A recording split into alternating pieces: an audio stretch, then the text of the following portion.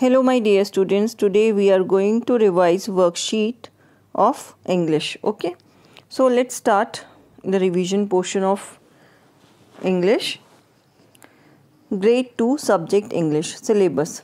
English course book से जो syllabus हैं वो कौन कौन से हैं? Lesson number 7. English course book मतलब आपकी जो स्काई लार्क की बुक है उसमें से आपको लेसन नंबर 7, 8, 9, 10, 12 एंड 13. 11 नहीं है इसमें. 12 एंड 13 ये आपको रिवाइज करने हैं, क्वेश्चन आंसर्स वगैरह याद करने हैं इसके. पोएम लेसन 8 जो है उसकी फर्स्ट 8 लाइन्स आपको लिख के प्रैक्टिस करनी है. कॉम्पोजिशन में या इसी वर्कशीट में ट्रीज़ के बारे में दिया हुआ है, वो कॉम्पोजिशन आपको याद करना है. ग्रामर टेक्स्ट बुक में जो लेसन्स आएंगे वो कौन कौन से लेसन्स होंगे? लेसन नंबर 12, 15, 16, 17, 19 और 21. ओके चलिए, पेपर स्टाइल में आपको एक बार बता देती हूँ कि हमारे वो इंग्लिश का जो पेपर स्टाइल है वो कैसा होगा. क्वेश्चन नंबर 1 में आएगा आंसर द फॉलोइंग क्वेश्चंस. तो क्वेश्चन आंसर्स आएंगे आपके जो हमारी टेक्स्ट बुक में जो दिया हुआ था स्काई लार्क में, उसमें से जो चैप्टर्स दिए हुए हैं उनमें से आएंगे. 5 क्वेश्चंस आएंगे और हर क्वेश्चंस को 1 मार्क्स मिलेगा, तो 5 मार्क्स के ये आंसर द फॉलोइंग क्वेश्चंस होगा. Second is write the missing letters. कुछ मिसिंग लेटर्स आएंगे जो कि 2 मार्क्स के होंगे. Question number 3 is fill in the blanks. Fill in the blanks 3 marks का होगा. क्वेश्चन नंबर 4 के 2 सब क्वेश्चंस हैं. क्वेश्चन नंबर 4 का फर्स्ट पार्ट होगा ट्रू और फॉल्स जो 3 मार्क्स का होगा, और सेकेंड पार्ट होगा वर्ड मीनिंग जो कि 2 मार्क्स का होगा. ठीक है, उसमें 4 वर्ड मीनिंग्स पूछी जाएंगी और सब हाफ मार्क्स होंगे. तो वर्ड मीनिंग कितने मार्क्स की हो जाएंगी? 2 मार्क्स की. क्वेश्चन नंबर 5 है मेक सेंटेंसेस. यहाँ पर आपके दिए हुए हैं इसमें वर्कशीट में मेक सेंटेंसेस, उसमें से 2 मार्क्स का मेक सेंटेंसेस आएगा. Question number 6 is complete the lines of the poem. जो आपको लेसन 8 पोएम करनी है, फर्स्ट 8 लाइन वो पोएम की लाइन्स आपको लिखनी पड़ेगी और वो 4 मार्क्स की होगी. ठीक है. नेक्स्ट इज क्वेश्चन नंबर 7 का फर्स्ट पार्ट है अपोजिट्स. अपोजिट्स आएंगे 3 मार्क्स के. और क्वेश्चन नंबर 7 में सेकंड सब क्वेश्चन होगा fill in the blanks from options. कुछ ऑप्शंस दिए होंगे, उसमें से आपको फिल इन द ब्लैंक्स को फिल करना है और वो कितने मार्क्स का होगा? 3 मार्क्स का. क्वेश्चन नंबर 8 होगा मैच द फॉलोइंग जो कि 3 मार्क्स का होगा. क्वेश्चन नंबर 9 कंपोजिशन मैंने आपको इसी में वर्कशीट में ही दे दिया है ट्रीज़ के बारे में, तो आपको ये कंपोजिशन करना है. 5 मार्क्स का होगा, 5 लाइन्स होंगी. और 10th क्वेश्चन है do as directed. Do as directed में जो आपका ग्रामर की बुक है ग्रामर क्लाउड, जिसके चैप्टर्स मेंशन किए गए हैं कि 12, 15, 16, 17, 19, 21, इसमें से डू एज डायरेक्टेड में क्वेश्चन पूछे जाएंगे. चलिए let's start our revision worksheet English. Question number 1 answer the following questions. अब हमें इन क्वेश्चंस के आंसर्स को बताना है. ठीक है. First question is why was the zoo strange. जो जू था वो स्ट्रेंज क्यों था? जू एकदम अलग जो जू होता है, हर जू कैसा होता है? नॉर्मल जू होता है कि वहाँ एनिमल्स होते हैं, है ना, डिफरेंट एनिमल्स होते हैं. पर ये जो जू था ये थोड़ा अलग था. तो ये जू क्यों स्ट्रेंज था? तो आंसर है it was strange because everything was different. क्योंकि इस जू में सारी चीज़ें डिफरेंट थी, इसलिए ये जू स्ट्रेंज था. Question number 2 is who had been dreaming. कौन सपने देख रहा था? तो आंसर क्या आ जाएगा? Rohit had been dreaming. देखो ये बहुत छोटा सा क्वेश्चन है और हु की जगह सिर्फ आप रोहित लगा देंगे तो आपको ये आंसर याद आ जाएगा. रोहित हैड बीन ड्रीमिंग और क्वेश्चन मार्क हटा देना लास्ट में. ठीक है. Question number 3 is what does the dog not play. तो क्या आ जाएगा answer? The dog does not play dead और फेच. जो डॉग था वो क्या नहीं खेलता था? डेड और फेच नहीं खेलता था, है ना. ये हमने पढ़ा था ना माई डॉग फ्रेड में कि जो डॉग था वो थोड़ा डिफरेंट था. वो कभी भी कोई चीज़ फेंको तो वो लेके नहीं आता था, फेच नहीं खेलता था और डेड भी नहीं खेलता था. डेड मतलब वो मरने की एक्टिंग करते हैं ना कुछ एनिमल्स, वैसी वो नहीं खेलता था. तो क्वेश्चन का आंसर क्या आ जाएगा? The dog does not play dead और फेच. ये भी क्वेश्चन से ही आपको मिलेगा. Question number 4 is where did the mice live. Mice कहाँ रहते थे? तो आंसर क्या आ जाएगा? They lived in a big house. Mice बहुत बड़े हाउस में रहते थे. यहाँ पर दे का मतलब माइस, ठीक है। Question number 5 is who chase the mice, mice को कौन चेस करता था, चेस करना मतलब पीछा करता था। तो answer is a big fat cat chased them, जो बिग फैट एकदम मोटी बिल्ली थी वो माइस को चेस करती थी, ठीक है। Question number 6 is what did king Midas love, king Midas को क्या पसंद था, आंसर है king Midas loved gold, king Midas को क्या पसंद था, गोल्ड पसंद था। Question number 7 is what wish did he have, उनकी क्या इच्छा थी, तो आंसर क्या आ जाएगा, he wished that what ever he touched would turn into gold, जो किंग माइडास थे उनकी ये इच्छा थी कि वो जिस भी चीज़ को छुए वो किसकी चीज़ की, वो गोल्ड की बन जाए, सोने की बन जाए। तो यहाँ पर आंसर आएगा he wished that what ever he touched, जो भी वो टच करे वुड टर्न इनटू गोल्ड, वो किसकी बन जाए, गोल्ड की बदल जाए, गोल्ड में बदल जाए, ठीक है। Now question number 8 is where did mother hen live, mother hen कहाँ रहती थी, आंसर क्या आ जाएगा, mother hen lived in the hen house of a big farm, जो मदर हैन थी वो कहाँ रहती थी, हैन हाउस में रहती थी जो कि बिग फार्म था। Mother hen lived in the hen house of a big farm, big farm में वहाँ हैन हाउस था जहाँ पर वो रहती थी। Question number 9 is who were the funniest hens, कौन सबसे फनीएस्ट हैंस था उसमें, आंसर आएगा they were a duck, a puppy and a cow, तो वो कौन थे, एक डक थी, a duck, they were a duck, a puppy and a cow. Now question number 10 is why did Nasruddin Hodja take off his turban, Nasruddin Hodja ने अपनी जो turban थी, टर्बन क्या होती है, पगड़ी, क्यों निकाली थी, Nasruddin Hodja took his turban off to cool his head, Nasruddin Hodja ने अपनी पगड़ी इसलिए निकाली थी ताकि उनका जो सर है वो थोड़ा ठंडा हो जाए।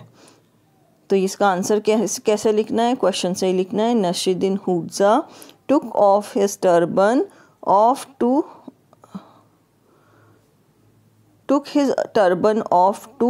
cool his head. Okay, now right after that question number 2 write the missing letters. question number 2 में आपको मिसिंग लेटर्स पूरे याद करने हैं। हम any letter can be in missing, कोई भी लेटर हम बीच से गायब कर देंगे और आपको उसको ढूंढना होगा कि ये कौन सा लेटर, ठीक है।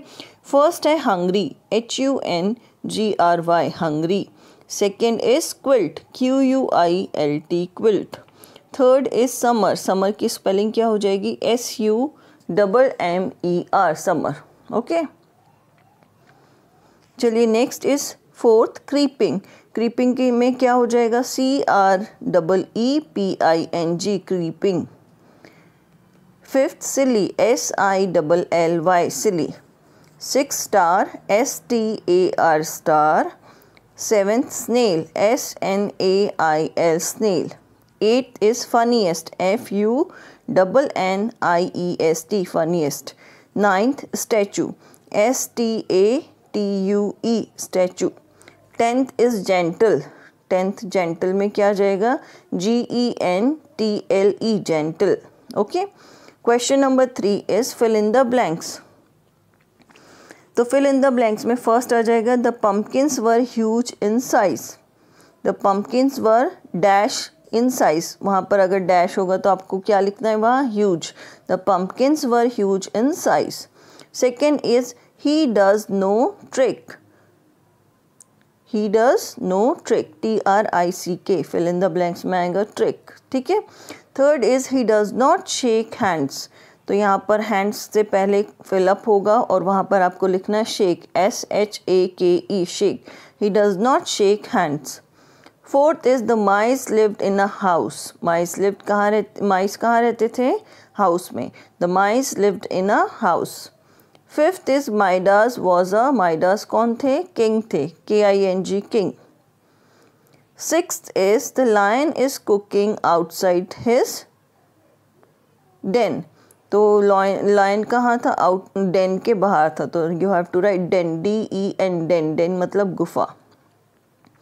Seventh is the dog is cleaning his कीनल, जो डॉग था वो अपने कीनल की क्लीनिंग कर रहा था। कीनल क्या होता है? डॉग्स हाउस को क्या बोलते हैं? कीनल। तो स्पेलिंग क्या हो जाएगी?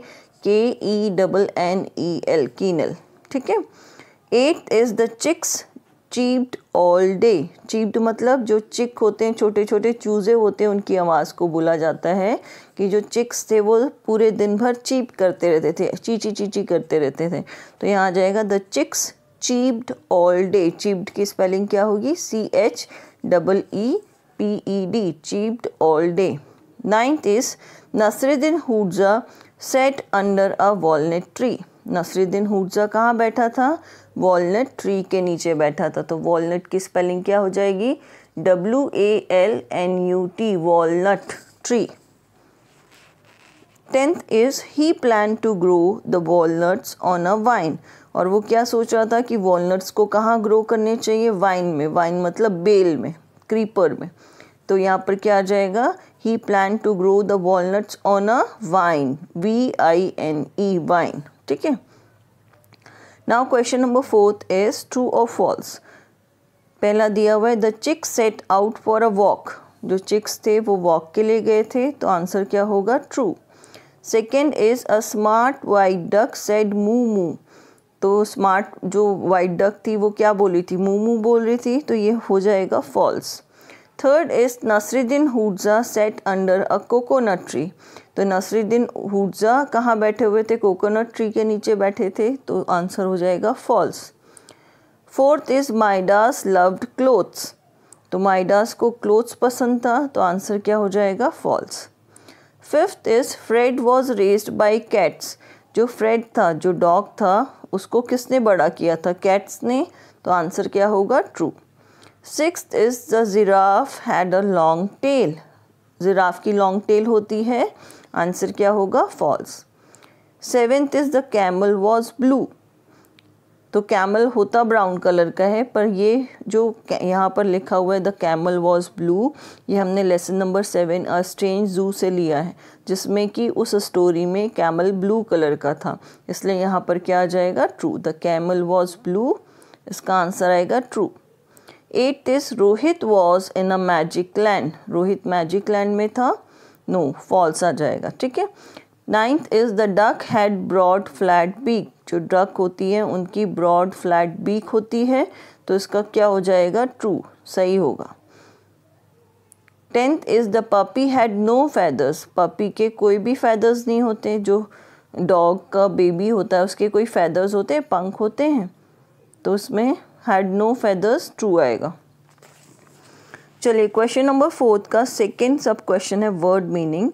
वर्ड मीनिंग में ए दिया हुआ है प्लम्प। प्लम्प मतलब having a round shape. Plump का मतलब होता है जो गोल शेप के होते हैं उनको बोला जाता है। बी है laid. Laid means to produce eggs, जो अंडे देते। ठीक है। C smart. Smart means clean and tidy, साफ सुथरा। D swayed. स्वेड का मतलब होता है टू मूव स्लोली, धीरे से हिलाना।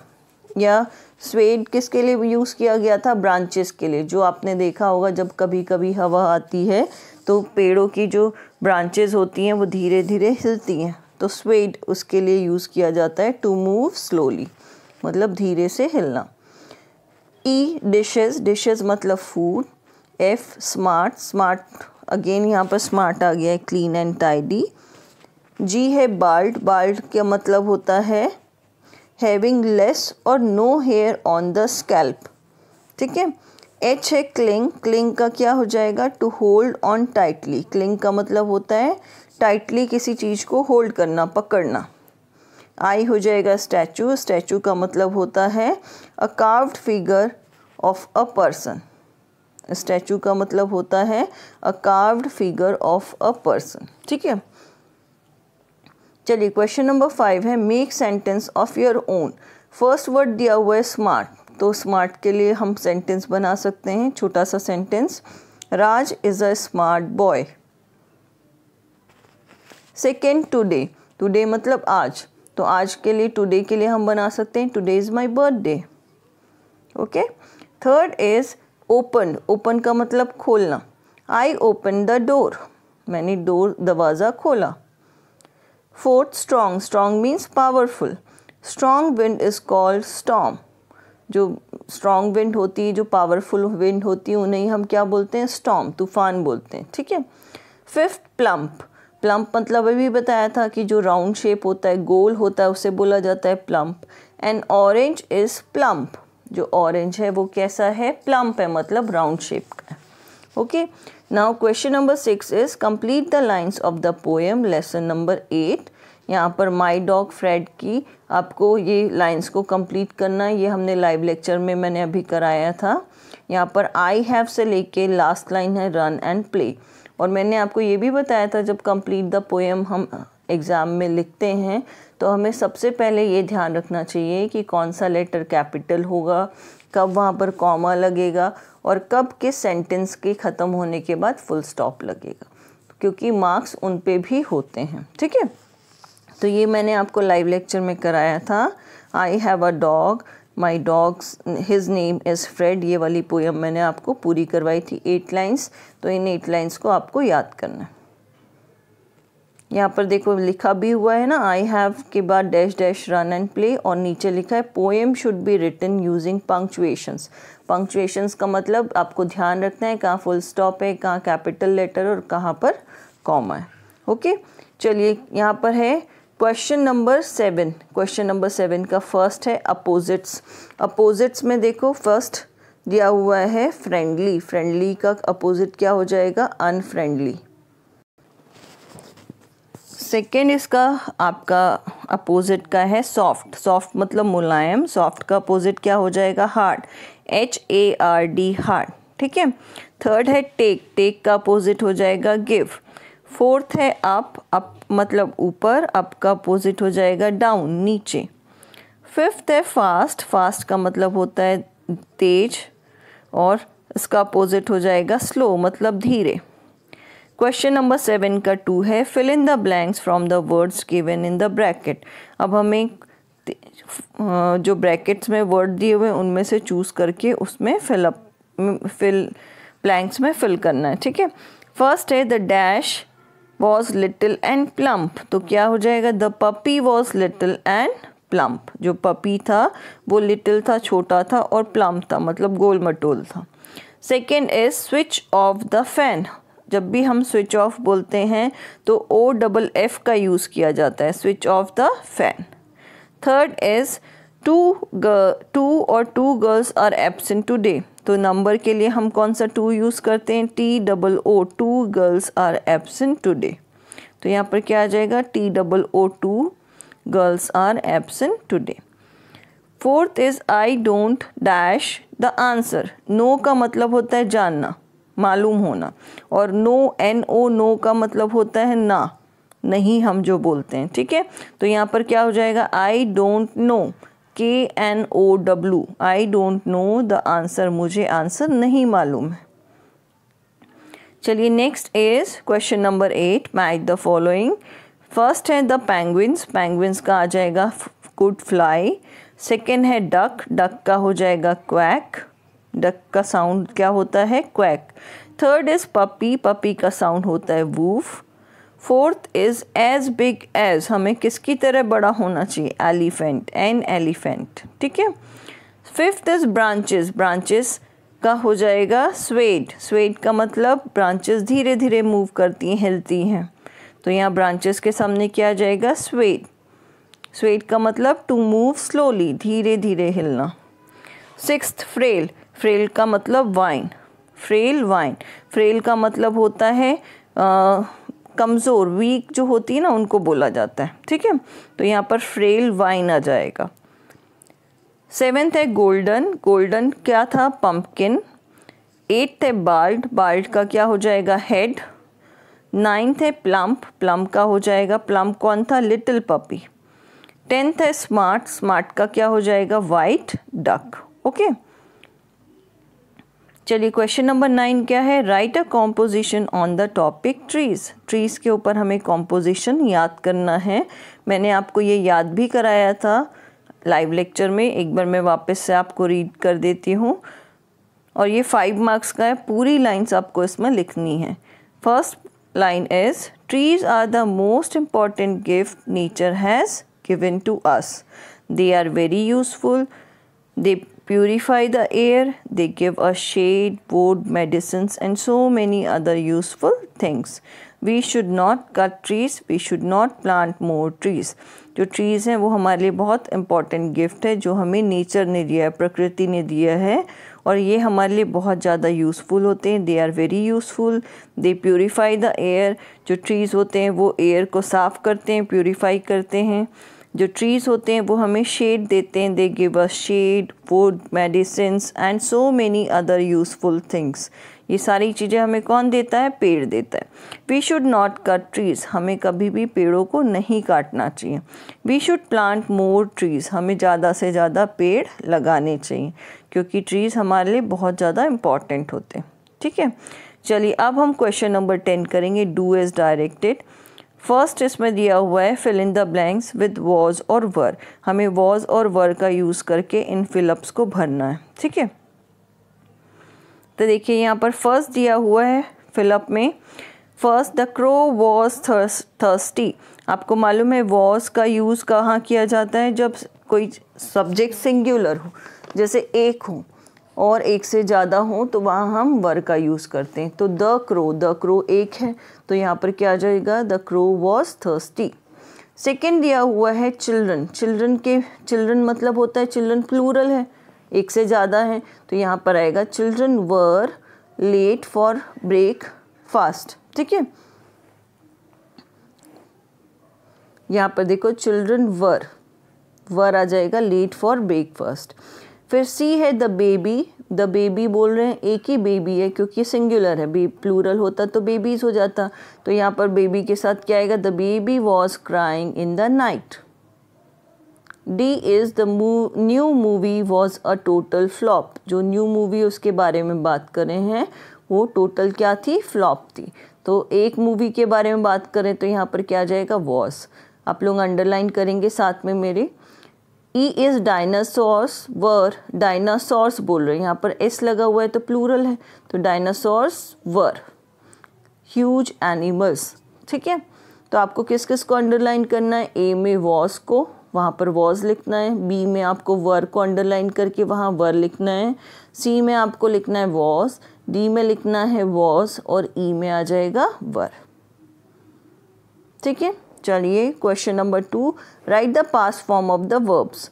फर्स्ट आई हेल्प का क्या हो जाएगा? पास्ट लिखना है. पास्ट मतलब जो बीत चुका है. सेकेंड फॉर्म ऑफ वर्ब तो यहाँ पर आई हेल्प्ड माई मदर, ईडी लग जाएगा. ठीक है, सेकेंड जो है माई डॉग. जंप दिया हुआ है ब्रैकेट में, इसको पास्ट में कन्वर्ट करेंगे तो ईडी जोड़ देंगे इसमें. तो my dog jumped on to me. C है मानव क्लैप क्विकली. तो क्लैप का पास्ट फॉर्म क्या हो जाता है? क्लैप्ड. इसमें डबल पी आएगा, ये याद रखना है. Manav clapped quickly. D is Ram wake का सेकेंड फॉर्म पास्ट फॉर्म होता है woke, WOKE. Ram woke up early this morning. E Rima play in the park. तो रीमा प्ले का पास्ट फॉर्म क्या हो जाएगा? Played. Rima played in the park. Okay, now question number 3 is write a describing word for each naming word. अब यहाँ describing word हैं. Describing words क्या होते हैं? एडजेक्टिव्स होते हैं. ठीक है, तो फर्स्ट दिया हुआ है डैश क्लाउन. क्लाउन कैसा होता है? Black, blue, big, hot, funny और ब्रेव. तो क्लाउन मतलब जोकर. तो जोकर कैसे होते हैं? फनी. तो यहाँ आ जाएगा फनी क्लाउन.